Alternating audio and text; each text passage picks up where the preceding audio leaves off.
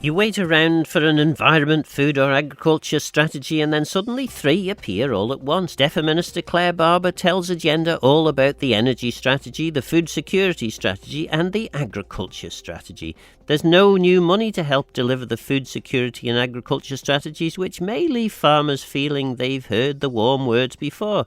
But the Minister puts some convincing arguments that things may improve. When I came into this role, there was a lot of talk around agriculture strategy. There was a strategy in place, but things had changed, I think, quite significantly in the agriculture world. There were some quite significant challenges, obviously, as we went into the COVID period, certainly with price rises, and that then was worsened by the Ukraine war and has continued to be problematic, certainly in some areas, although we have seen some of those prices for input costs go back a little bit. And certainly food security had been really very much on the agenda, and although we had a food matters strategy, what we didn't have was something that very much spoke to food security as a specific piece of work. So it was felt always that those two pieces would run in parallel. There was some conversation early on as whether that would just be one document, but interestingly then we have also the energy security piece, which has become very topical, and we see a role that farmers very likely will be playing in that as we progress. So interestingly, all three of the strategies have come together, not specifically designed that way, but there is some really strong overlay in terms of all three. But certainly if you look at agriculture and food security, a significant part of our food production sits against agriculture, although acknowledging that agriculture also has a role to play potentially in construction, as we've talked about previously, and also energy, as well as just the general landscape and flood management and all the other things that our farmers are out there doing so well. Food security can be a simple thing of buying a new boat and making sure it sails, but then that works on an assumption that there is food to actually put on the boat and bring over to the island, isn't there? Yeah, absolutely. We recognise that a significant part of our food security does come from having strong transport links with the UK. However, what we absolutely want to do, and I haven't come across anyone who's told me this is the wrong approach, is increase the amount that we're producing locally and consuming locally. And also looking at export markets, because we recognise in some circumstances, particularly actually in some of the shellfish, for example, the market for those is better abroad than it is here, and I think we have to acknowledge that and support our producers to find the markets that work best for them. But what I absolutely don't want to do is for them to miss the local market where there's opportunities, and I think again that conversation around food security really has come to the fore through COVID, when we saw significant challenges with accessing food products and consideration even of rationing programs, through the Ukraine war and access to certain products, and we've certainly seen oils, for example, cooking oils, which is something that ordinarily we've taken for granted, really shoot up in price and availability at certain periods. And of course, we've also got the wider discussions around food security, just looking at climate change, looking at our neighbours, looking at crop failures, looking at some of the challenges we've even had locally, whether that be because of long periods of excess rainfall and then periods of drought. And the traditional seasons, I think, are not quite so marked as they perhaps were, and that is a challenge. And as we see those things change, we'll see people moving into potentially different crops. We know that there's unrest in the UK, just even this week, around some of the changes that were announced in their budget, and some of that is around them preventing product getting to shelves, and there would potentially be a knock-on effect for us here. So everything we can do to increase our independence in terms of food production has to be beneficial. But I'm not pretending for a minute that I think we'll get to 100% food production and independence on the island, that food sovereignty piece, predominantly because I think people's appetites and desires and what they want has changed. But there's absolutely a gap where we can fill it, and that's really what we're trying to drive through this strategy. Back in the summer, I think it was, I interviewed the president of the Manx National Farmers Union, and it is fair to say that he didn't paint a particularly rosy picture in relation to where the Manx agricultural sector is at the moment. What is there in the strategy that people are going to, farmers in particular, are going to look at and say, yes, that's going to work for me, that's going to help, that's going to give me the assurances that I've been looking for? So we're really looking at how can we support farmers. Some of it's around potentially diversification, looking at new crops, and also making sure that we're really pairing that up with what retailers are wanting to see on the shelves. And I think one of the things that has changed positively is that when we look at some of the bigger retailers and even the smaller retailers, they have their own targets they want to achieve around net zero, and I know that can be a bit of a word that people sort of groan at in some conversations. But actually, when we're having those conversations with retailers and they're saying, our position is we want to get to a net zero position and we want to do it quite quickly, actually, that's what our shareholders expect from us, then it logically stands to reason that they would be looking to procure locally. So actually there is a desire from retailers, I think more so than there probably ever has been in certainly my lifetime, to procure locally. What we now want to do is try and match that from both ends, I suppose. So if we can say to someone confidently, this is what the demand will look like and this is a guaranteed purchaser, that makes it much easier to diversify or to invest into a specific field. And one of the things that we've looked at through the strategy is a commitment to supporting mentoring, supporting education, supporting people who want to diversify, supporting new technologies, and really looking at how we can make sure we're focusing in the right places. And some of that sits around climate smart farming. Some of it sits around things we've already started to implement and we want to really push further. But a lot of it looks at how can we maximise that food production, specifically, as I say, for us as an island nation, because that ultimately is what keeps us secure. I suppose net zero is just a measurable way of saying effectively sustainable production. And of course, if we go back far enough, maybe 100 years ago, we had a pretty much self-reliant food production system on the island. Not only was it feeding the Manx population, but it was also feeding hundreds of thousands of tourists that were coming into the island.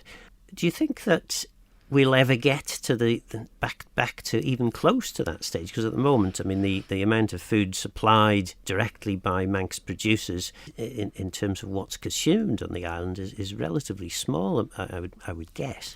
So the preliminary work we've done would estimate it around 6%, so it really is very low. However, from doing work looking at other jurisdictions that have succeeded, I suppose, in this area, I think that it is realistic to get up to perhaps 40 to 50%. I think if you look at your core products around vegetables, around your meats, around your egg proteins, around alternate proteins as well, because I think we have to just recognise that there are many people seeking alternate protein sources, and actually many of them we could be looking to grow on the island. And we've obviously got a strong dairy sector, which I think is really important to build on, and we've got the flour mill, and we've now got new people moving into that bread space with new products, I should say. But some really strong players out there. So I think if we can build on what we have, but also perhaps look at other areas we could move into, and some of that starts to tie into the sort of vertical farming, the container farming, things that are perhaps not seen as conventional farming, but absolutely are about food security and crop production. So there's opportunities as well, which we talk to in the strategy, and we also talk to some of those old discussions that you'll have had when you were in this role, which are around how do we make sure government are procuring more local produce. And that's something I've absolutely wanted to achieve from the beginning. We've seen some movement in the right direction, but it has been challenging, I think it's fair to say. So we've put a commitment in the strategy that says that we want to make an increase, in terms of where we'll be in a couple of years' time. But actually, I'd like to get even further. I want to put in something that's achievable to begin with. But we also recognise there'll be an opportunity as we move through this strategy, not to just keep it on a shelf and check it in 10 years' time and say, how did we do? But actually to be looking at it all the time and saying, where are we at? Have we achieved that? What are the barriers? What are the blockers?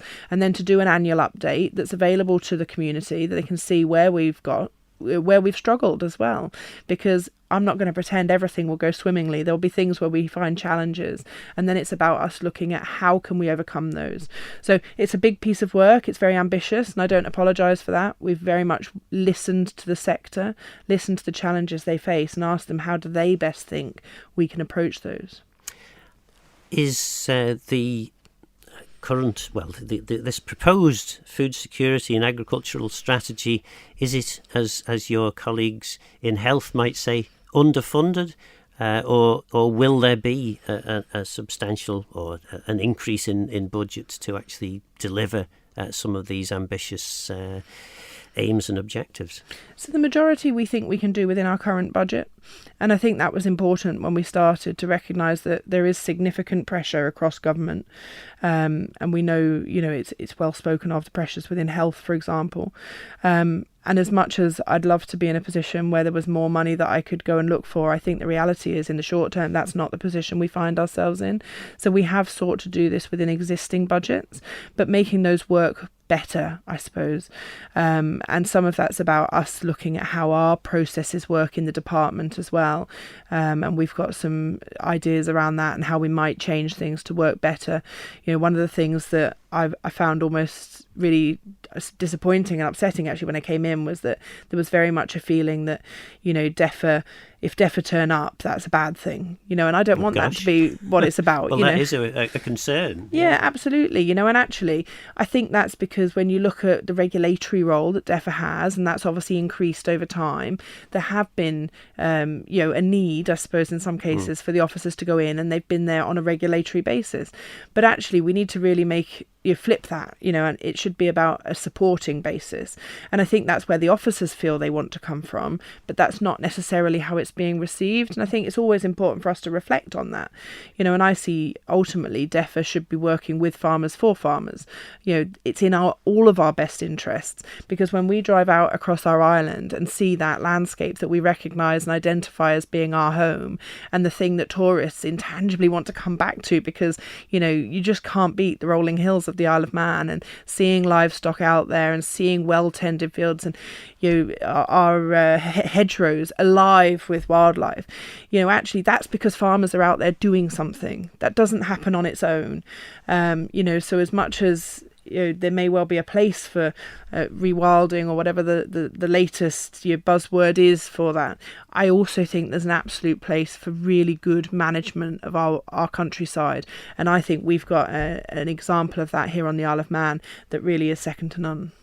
One of the hopes when it was agreed to remove production support, commodity prices for agricultural products would actually start to go up and replace the subsidy in effect, so that the food that we buy would actually better reflect the actual cost of production.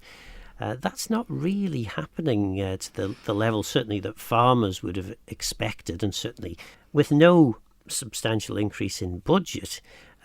How are you? I mean, it sounds like you're trying to square circles here. You've got this ambition to increase the amount of Manx produce that's sold in Manx shops, but no extra money really to make that happen.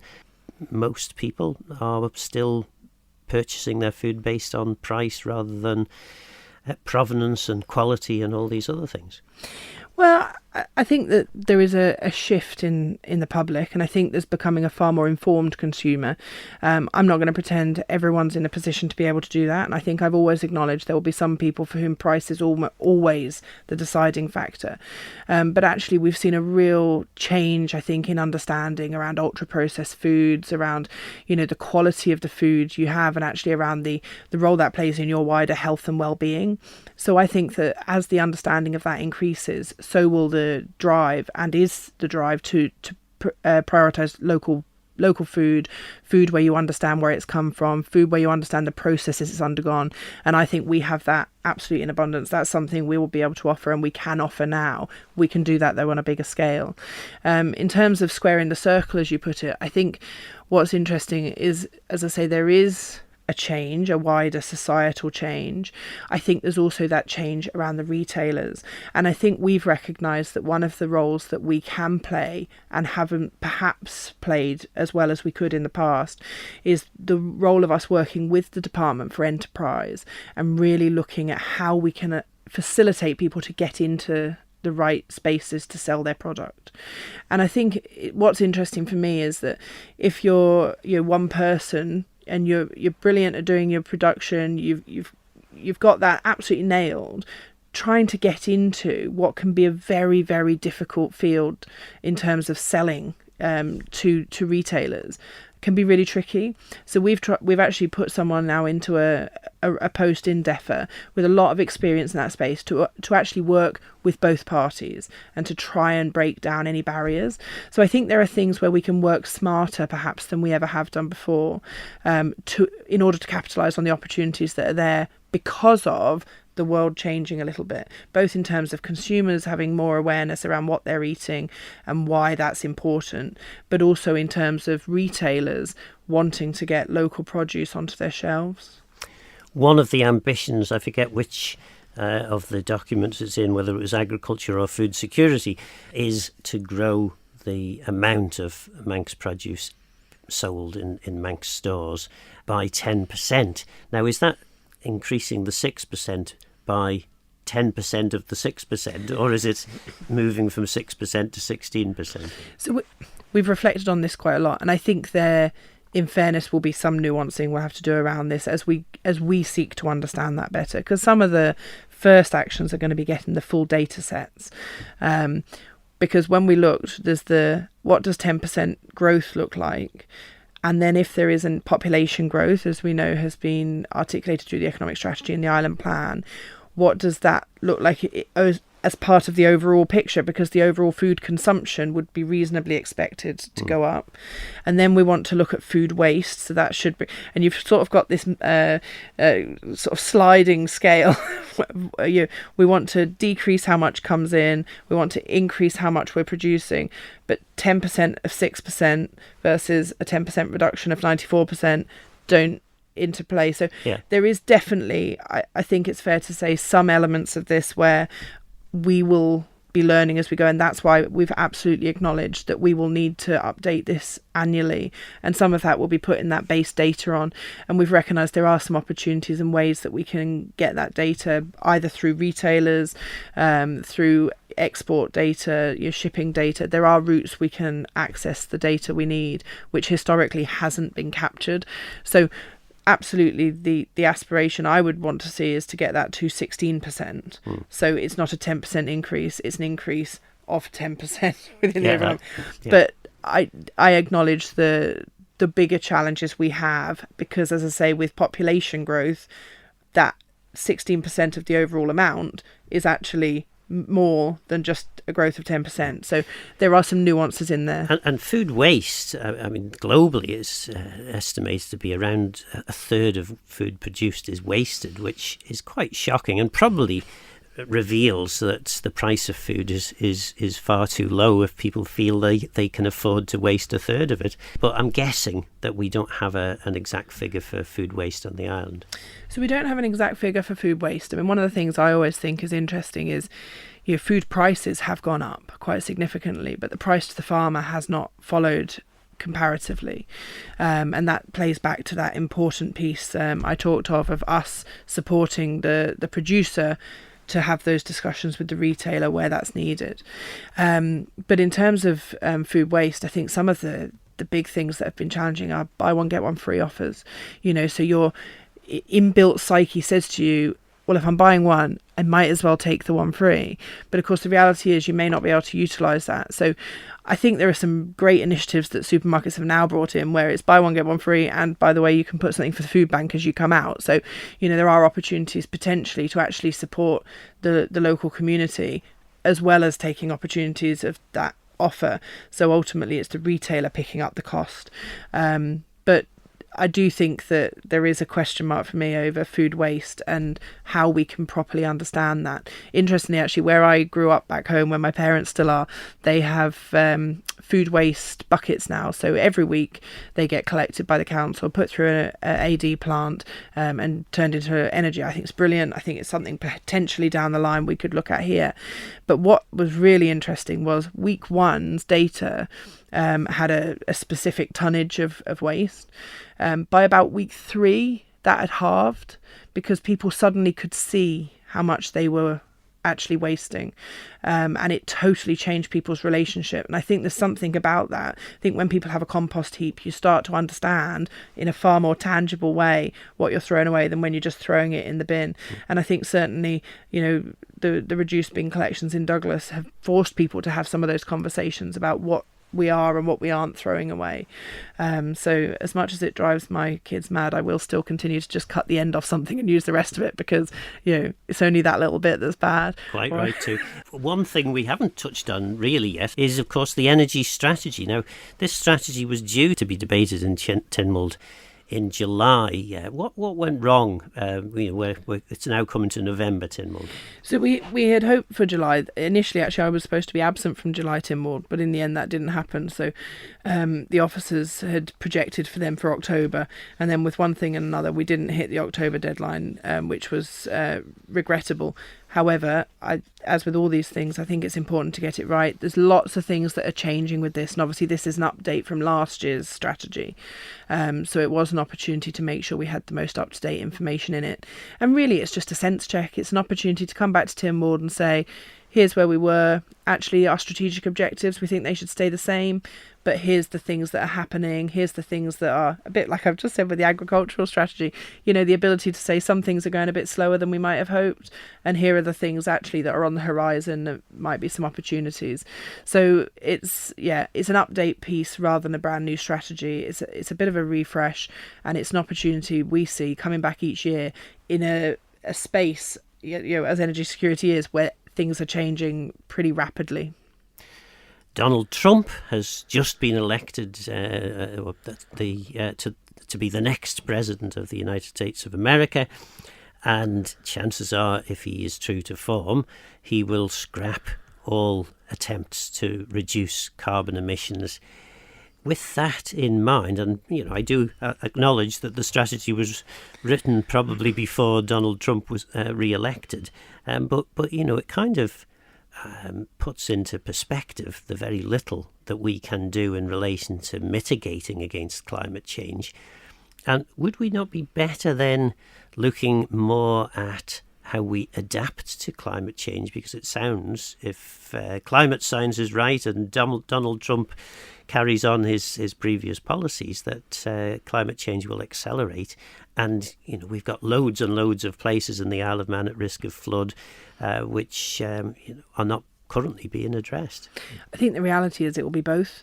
And actually, as we've seen, and as is documented through the strategy, a lot of these things really are no regret options. And that's because we're in that almost fortunate position that our infrastructure is coming up to the end of its life. The ability to update and have repairs done and have warranties on some of these pieces of significant equipment are coming to an end. And so we would need to replace the infrastructure anyway. So the question mark is, would you want to replace the infrastructure locking in fossil fuels that, regardless of America's direction, the vast majority of the world are progressing with, or would you choose to, are stopping, get the wrong way around, or would you choose to go down the renewables route, which the vast majority of the world are progressing?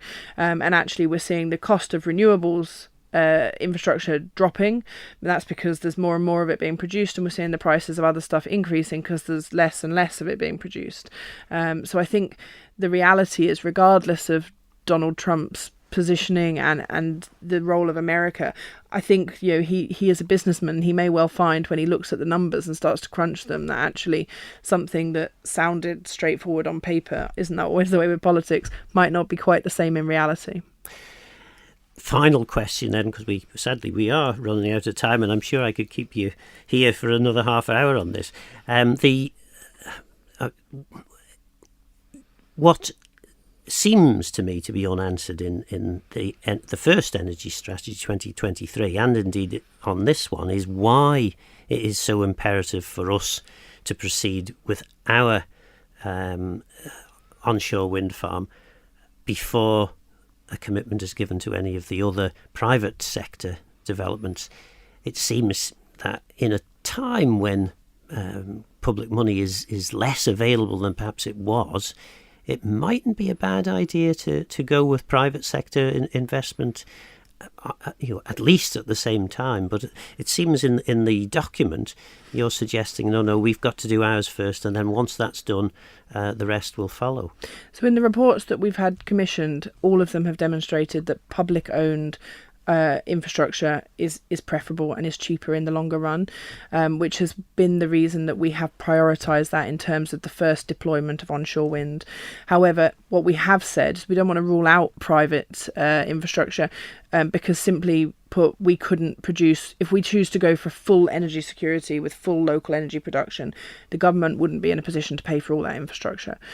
So we recognise that there is a role to be played by the private sector, and we can see some really good, well thought through projects that have been developed, that we're really wanting to work with those individuals who've started to put that together. But that also then needs to look at the grid stability piece and how we make sure those things are deployed in a way that makes sense across the whole system. But as I say, the reports we've had are very clear that the best outcome for consumers is to have public-owned infrastructure wherever possible. That was DEFA Minister Clare Barber. So what do you think? We've heard a lot about how important funding for health services is, but are food and energy not equally important?